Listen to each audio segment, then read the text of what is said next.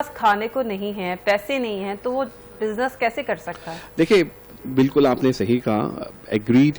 اگر کھانے کو نہیں ہے، بزنس کو نہیں، ابھی آن لائن اتنی زیادہ چیزیں اویلیبل ہیں جس کا کوئی حساب نہیں ہے. آپ آن لائن جا کے کچھ بھی نہ کریں، کینوا سیکھ لیں، وہاں جا کے آپ گرافک ڈیزائننگ کا سین سیکھ لیں. اچھا ہم لوگ نا آئی ٹی میں بھی پھنس گئے کہ یار آئی ٹی کی چیزیں، یہ ساری چیزیں.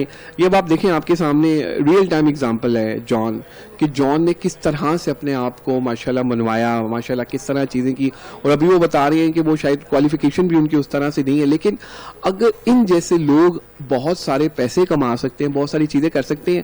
دیکھیں عروج بات یہ ہے کہ آپ جب بھی کوئی کام کا سوچتے ہیں نا، ہمارا مسئلہ کیا، ہمارا مسئلہ یہ ہے کہ ہم لوگ نا سوچتے بہت ہیں. اچھا کل کریں گے، کل دیکھیں گے، کرتی نہیں ہے نا. اچھا ہم پہلا قدم ہی نہیں بڑھاتے زندگی میں، ہم سوچتے رہتے ہیں، ہم کہتے ہیں پلان کرتے ہیں، پھر ہم کیا کہتے ہیں یار ٹائم آئے گا نا تو دیکھیں گے، کریں گے. وہ ٹائم زندگی میں کبھی نہیں آتا، ہم شروع ہی نہیں کر پاتے. جب آپ زندگی میں پہلا سٹیپ لے لیتے ہیں نا تو آپ یقین مانیں اللہ تعالیٰ کی طرف سے آپ کو ہیلپ اور سپورٹ ضرور ملتی ہے. لیکن دیکھیں بیک اپ ہونا لائف میں بڑا ضروری ہے. میں ایک بڑا سچا واقعہ عروج آپ سے شیئر کرنا چاہوں گا.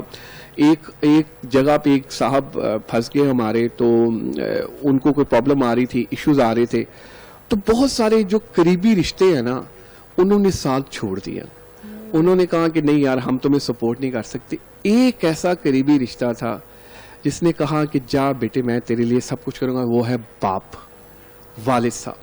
والد صاحب نے کہا اس کو کہ جا بیٹے زندگی میں جو تو نے کرنا ہے میں تیرے ساتھ ہوں، میں کروں گا. تو لائف میں بیک اپ جو ہے نا وہ بڑا امپورٹنٹ رول پلے کرتا ہے، لیکن وہ بیک اپ آپ کو مل سکتا ہے آپ کو والدین کی